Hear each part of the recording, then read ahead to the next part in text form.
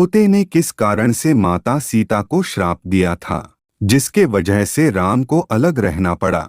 सनातन धर्म के ग्रंथों में बताया गया है कि बुरे कर्मों का फल हमेशा बुरा ही मिलता है, चाहे वह इंसान हो या फिर ईश्वर। इसका एक उदाहरण माता सीता का है, जिसका जिक्र रामायण में किया गया है। दरअसल रामायण कई भाषाओं में लिखी गई है। अलग अलग रामायण में कई तरह की दंत कथाएं मिलती हैं, जिनसे कई लोग परिचित नहीं हैं। इस कथा के अनुसार ये बताया गया है कि आखिर क्यों सीता माता और राजा राम को अलग होने का श्राप तभी मिल गया था जब वो एक दूसरे के गठबंधन में भी नहीं बंधे थे। इस कथा के अनुसार माता सीता को एक तोते का श्राप मिला था, जिसकी वजह से उनको भगवान राम से अलग होना पड़ गया था। सनातन धर्म के ग्रंथों के अनुसार माता सीता बाल्यावस्था में अपनी सहेलियों के साथ बगीचे में खेल रही थीं। वहीं बगीचे में एक तोता का जोड़ा पेड़ पर बैठा था। तोता का जोड़ा भगवान राम और माता सीता के बारे में बातें कह रहा था। उनकी बातों को सुनकर माता का ध्यान उन पर गया। मादा तोता बोल रही थी कि अयोध्या के राजकुमार राम काफी प्रतापी राजा होंगे, उनसे माता सीता का विवाह होगा। तोते के मुख से भावी पति का नाम सुनकर माता सीता अचंभित हो गईं। उन्हें अपने बारे में और जानने की इच्छा जागृत हुई, इसलिए उन्होंने अपनी सखियों से कहकर दोनों पंछियों को पकड़ लिया और फिर उन दोनों को पुचकारक पूछा कि भविष्य के बारे में इतना ज्ञान कहाँ से प्राप्त हुआ।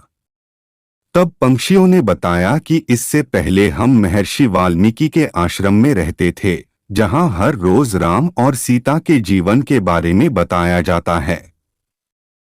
इसलिए उनको दोनों के बारे में हर चीज कंठस्थ याद हो गई।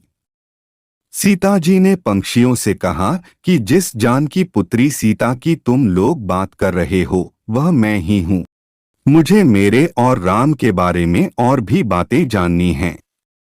तब नर तोता ने कहा कि हे सीता, आपका विवाह अयोध्या के राजा दशरथ के ज्येष्ठ पुत्र राम के साथ होगा और आपकी जोड़ी तीनों लोकों में सबसे अद्भुत होगी।